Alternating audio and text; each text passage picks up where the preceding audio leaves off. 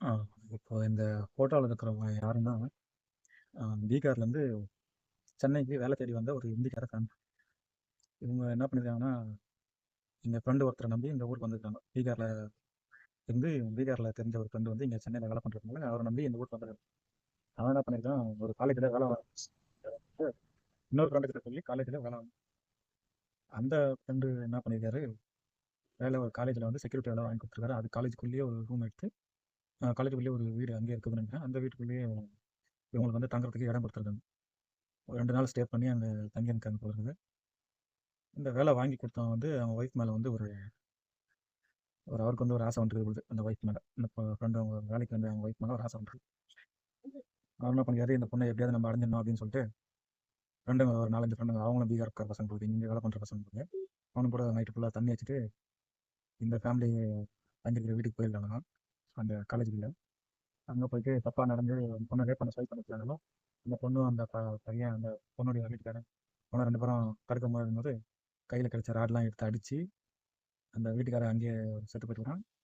ஒரு 2 வயசு குழந்தை நினைக்கிறேன். அந்த குழந்தையும் அடிச்சு காலி பண்ணிக்கிறானுங்க. இப்போ இந்த பொண்ணு வந்து கொஞ்சம் அடிச்சதுனால கொஞ்சம் மயக்கம் அடைஞ்சு கீழே வந்துருக்குது. அதுக்கப்புறம் எல்லாம் சேர்ந்து கூட்டா பாலியல் வன்புணர்வு செஞ்சு அதுக்கப்புறம் சாவடிச்சு அடிச்ச போதையில வந்து நைட்டு அந்த பணத்தை கூட தூங்கிட்டு இருக்காங்க.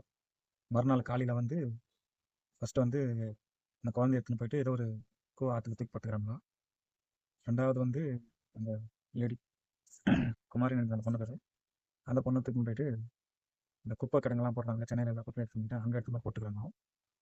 மூணாவது வந்து இந்த பையனை வந்து எடுத்துன்னு கடலில் எங்கே போட்டலாம் அப்படின்னு சொல்லிட்டு எடுத்துன்னு போகும்போது என்ன ஆகிட்டுக்குது, போகிற வழியில் அந்த மூட்டை சரிஞ்சு கீழே வந்துருக்குது. சரிஞ்ச உடனே திரும்பி அந்த மூட்டையை எடுத்து வைக்கிறதுக்கு இவங்க பயந்துன்னு அப்படியே விட்டு ஓடிக்கிறாங்க. அதுக்கப்புறமா மறுநாள் வந்து அன்னைக்கே வந்து ஒரு உணவு டெலிவரி பாய் வந்து பார்த்துட்டு என்ன மூட்டையில் ரத்தமாக இருக்குதுன்னு சொல்லி பார்த்துட்டு கண்டுபிடிச்சி அப்புறம் போலீஸ்க்கு இன்ஃபார்ம் பண்ணி இந்த மாதிரி பண்ணிடுறாங்க.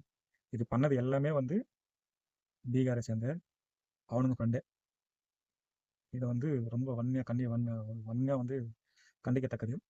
ஏன்னா வந்து வெளி மாநிலத்துலேருந்து வந்து இங்கே வந்து உழைக்க வந்திருக்காங்க.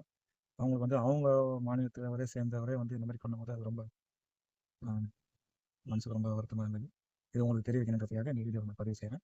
சில ஊதாரிங்க, சில தற்கூறிங்க இவங்கெல்லாம் வந்து இது வந்து வெளி மாநிலத்திலேருந்து வந்த தம்பதியரை வந்து தமிழ்நாட்டில் இருக்கிறவங்க வந்து கொடுமை பண்ணுறாங்க, வெளி மாநிலத்தவர்கள் வந்து இங்கே தமிழ்நாட்டில் வந்து சேஃப்டி இல்லை, இப்படிலாம் சொல்லி தப்பாக பரவுறாங்க. யாரும் நம்பாதீங்க. இந்த வந்து மர்டரை பண்ணது வந்து அவங்க ஊர் ஆளுங்களே வந்து பண்ணி அவங்களே வந்து இது பண்ணியிருக்காங்க. இப்போ போலீஸ் அவங்களை அரெஸ்ட் பண்ணி அவங்கள உள்ள வச்சுருக்காங்க.